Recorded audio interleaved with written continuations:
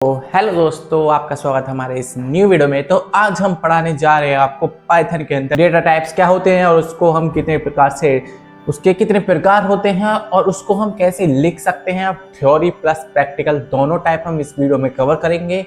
जल्दी से चलते हैं कंप्यूटर स्क्रीन पर, फिर आपको दिखाते हैं क्या क्या होता है सारी चीज़। तो चलिए चलते हैं। तो देख सकते हो हम कंप्यूटर स्क्रीन पे आ चुके हैं। सबसे पहले हमने लिखा है डेटा टाइप था यूज्ड बिफोर द वेरिएबल। इसका मतलब ये होता है कि डेटा टाइप्स जो होते हैं वो बिफोर वेरिएबल से पहले यूज किए जाते हैं।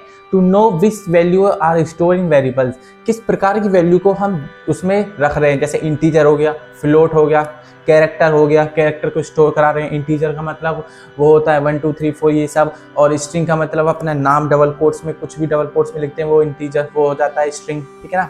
और data types are actually class and variable और instance object of this class.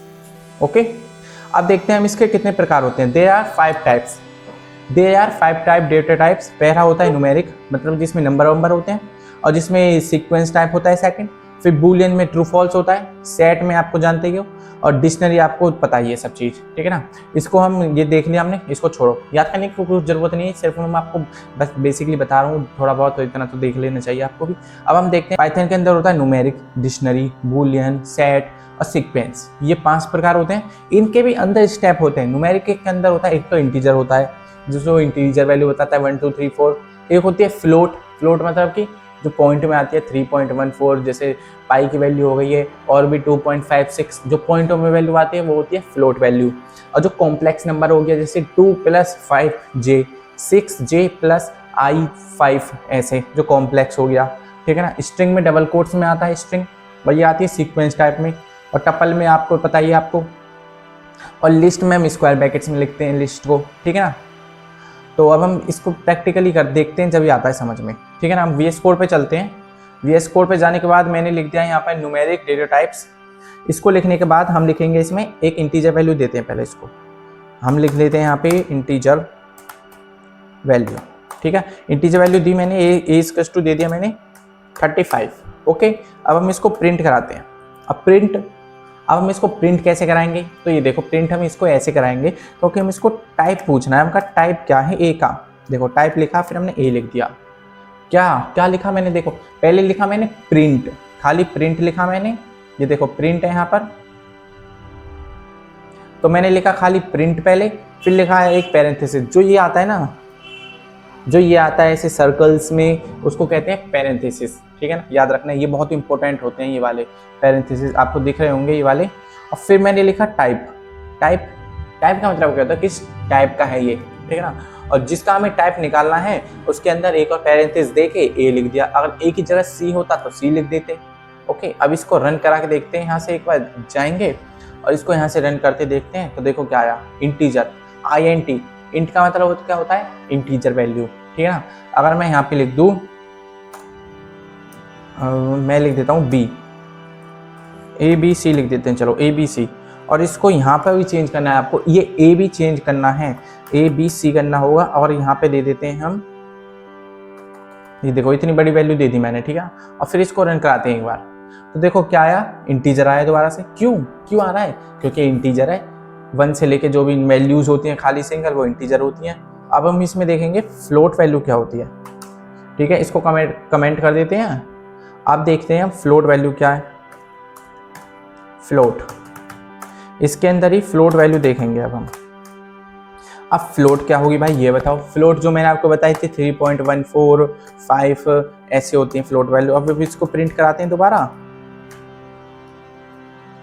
जब हम इसको प्रिंट कराएंगे तो टाइप लिखेंगे दोबारा से, और फिर टाइप के अंदर ए लिख देंगे, ठीक है। और फिर जब इसको रन करा के देखेंगे तो क्या आएगा, देखो फ्लोट आ गया ना, आ गया।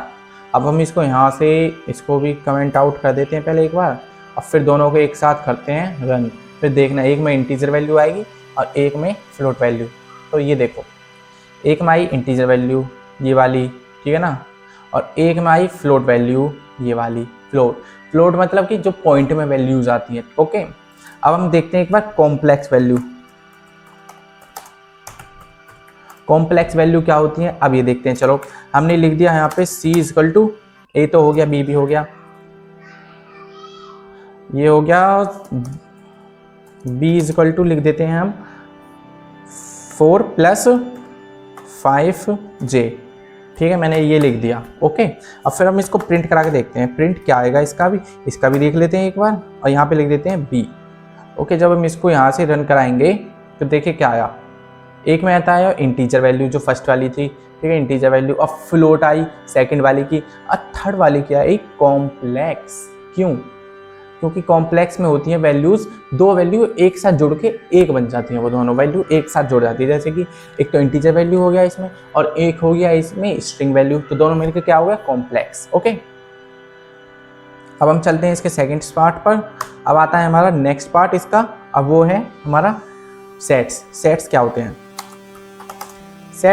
Sets data type. अब देखेंगे हम सेट्स डेटा टाइप्स क्या होते हैं। सेट्स को हम बेसिकली कर्ली ब्रैकेट्स में लिखते हैं। देखो ये जो है ना कर्ली ब्रैकेट्स, ये वाले सेट्स को हम इसमें लिख देते हैं, जिसके अंदर इसके अंदर जो भी होता है ना वो सेट्स होता है, ठीक है ना। इसके अंदर आप कुछ भी लिख दो वो सेट्स होगा। ओके, इसको हम बेसिकली समझते हैं, डी इक्वल टू लिख देते हैं, डी इक्वल टू, इसमें हम कर्ली ब्रैकेट्स लगाएंगे, फिर ये लगाएंगे ए, और फिर सिंगल कोड में सी, और फिर सिंगल कोड में ही डी। ऐसे आप कितने भी लिख दीजिए, ये सब सेट होगा। अब हम इसकी डेट उसको चेक करके दिखाइए। आप एक बार इसको जल्दी से पॉज करके वीडियो को जल्दी से कमेंट बॉक्स में इसका टाइप मुझे बताइए क्या आएगा। आशा होगी आपने करा होगा, नहीं करा तो आप इसमें देख लीजिए, कोई बात नहीं, धीरे धीरे सब सीख जाओगे आप। गलत आया होगा तो आंसर देखो, बस इतना लिखना था, प्रिंट टाइप डी, और डी में हमने वैल्यू दे रखी है कुछ, और इसको देखते हैं क्या आएगा। तो जैसे हमने रन करा, इसमें क्या आया, देखो सेट आ गया नहीं आ गया, सेट आया नहीं आया, मुझे बस ये बता दो। देखो आ गया सेट्स, ठीक है, ऐसे ही सेट हो गया, वो सेट्स हो गया, कर्ली ब्रैकेट्स में लिखते हैं, बस इसको कर्ली ब्रैकेट्स में लिखते हैं, ये याद रख लेना। अब हम पढ़ते हैं इसका थर्ड पार्ट, वो होता है कि बूलियन। बूलियन क्या होता है?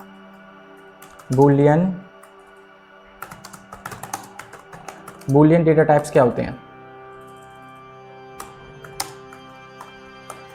बूलियन डेटा टाइप्स क्या होता है? बूलियन, इसमें हम सिर्फ दो वैल्यू देते हैं, एक तो ट्रू और एक फॉल्स। इसमें सिर्फ दो वैल्यू होती हैं, एक तो ट्रू देगा ये हमको, एक फॉल्स देगा। अब बारिश आज होगी या नहीं होगी, होगी तो ट्रू, नहीं होगी तो फॉल्स। ओके, अब इसमें कैसे करते हैं, देखो ई इज इक्वल टू, मैंने लिखा TRU, ट्रू। अब हमको छोटा टी बनाना नहीं है, इसमें पाइथन जो होता है ना वो केस सेंसिटिव होता है।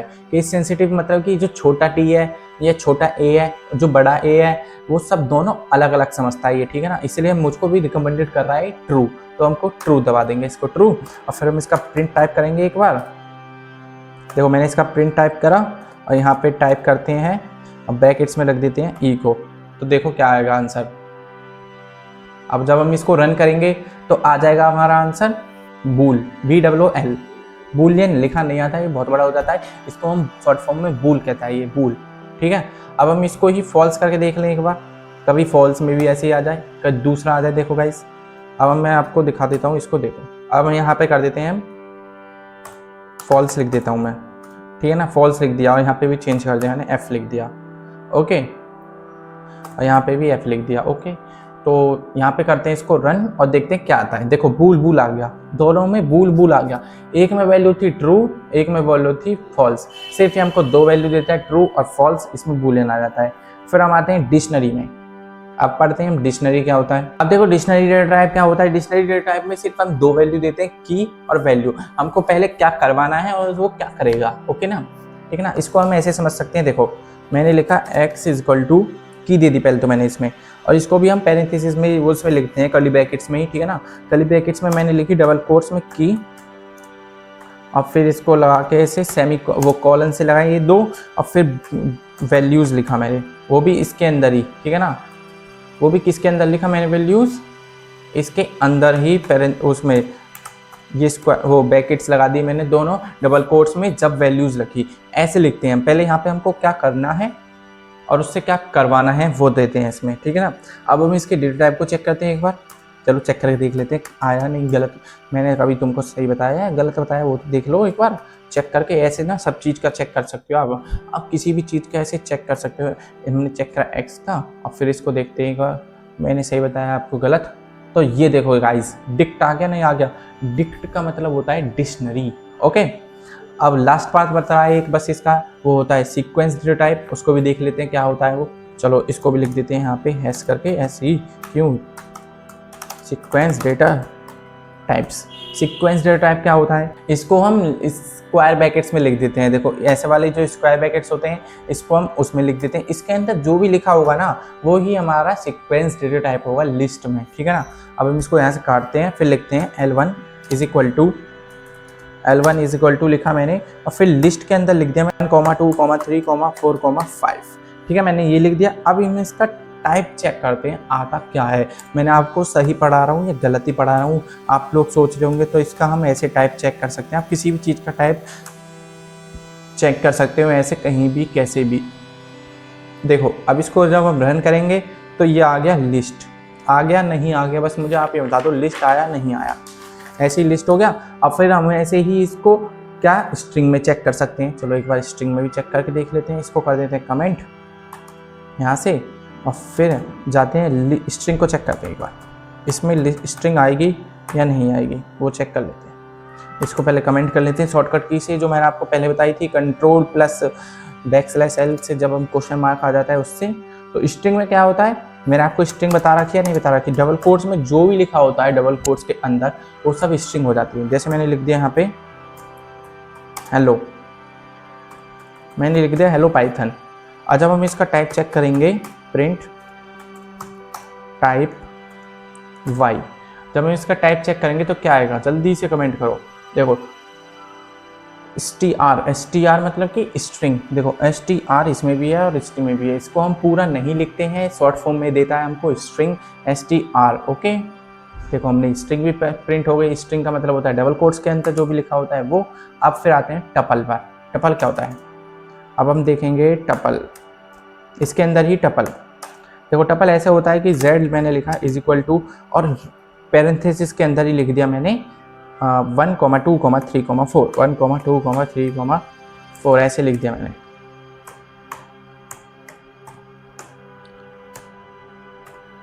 ठीक है ना, ये लिख दिया मैंने। फिर उसके बाद हम क्या करेंगे, इसमें हम प्रिंट टाइप करवा लेंगे इसका, बस एक बार, और कुछ नहीं करना। पैरेंथेसिस में खाली सिंपल हमको ये लिखना है और इसमें प्रिंट करवा के एक बार देख लेते हैं क्या आएगा आंसर। टाइप फंक्शन यूज करेंगे। तो दोस्तों अब हम इसमें प्रिंट करवाएंगे, फिर टाइप फंक्शन लिख दिया मैंने इसमें, फिर टाइप में लिखा z, और फिर देखते हैं आंसर क्या आता है। ठीक है ना, जल्दी से। फिर आंसर आया टपल, ये देखो टपल आ गया या नहीं आया, टपल, देखो टपल आ गया। तो हमारा सारा काम कंप्लीट हुआ। हमने पूरे डेटा टाइप्स को बेसिकली थ्योरी थोड़ा कम देखा, प्रैक्टिकली ज़्यादा देखा। और आप जल्दी से जल्दी कमेंट करके बताएं अगर आपको कुछ समझ में नहीं आया। तो मिलते हैं नेक्स्ट वीडियो में। जय हिंद, जय भारत। और अपने दोस्तों को भी इस चैनल के बारे में जल्दी से बता दो, वो भी सब्सक्राइब कर ले। जय हिंद, जय भारत।